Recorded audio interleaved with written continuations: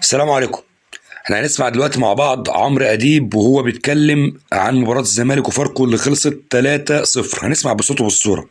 هوريك عمرو اديب كده بالبلدي وهو عمال يلطم ويصوت ويولول على فريق الزمالك اللي بقاله فترة بيقدم نتائج سيئة. وكمان بدأ يتكلم ويديهم نصايح، بيقول لهم تعملوا ايه، يعني كمان بيقول لهم يا جماعة لو سمحتم بطلوا بقى لعبة، خلاص كده الزمالك خد على وشه ومش هينفع تاني الموسم ده. هنسمع بقى سوا دلوقتي عمرو اديب وهو بيقول الكلام ده. بس قبل ما نسمع اتمنى ان حضرتك تشترك في القناه وتفعل زر الجرس وتشير الفيديو على قد ما تقدر عشان خاطر نستمر، وكمان لايك جميل للفيديو تحت الفيديو. يلا بقى بينا نسمع عمرو اديب وهو طالع يلطم ويولول على فريق الزمالك. يلا بينا. الزمالك اتغلب من فاركو 3-0. ماتش كان غريب جدا وفي ملاحظتين مهمين. اولا، اللعيبه ما لعبتش اللي هي لعيبه الزمالك، والمدرب ما دربش. يعني احنا قدام ملعب فيه لعيبه ما بتلعبش، واي لعيب النهارده في الزمالك اترقص بسهوله.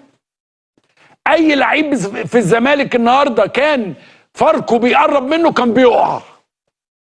واي لعيب النهارده، الراجل سيف تيري ده لما كان بيجيب الجون الثالث كانه مارادونا في الملعب، كل ما يقرب من حد يقع، كل ما يقرب من حد يقع. و3-0 مع احترامي لفاركو وشركه فاركو وراني والمش عارف كل الكلام ده، انما في النهايه ايه اللي بيجرى؟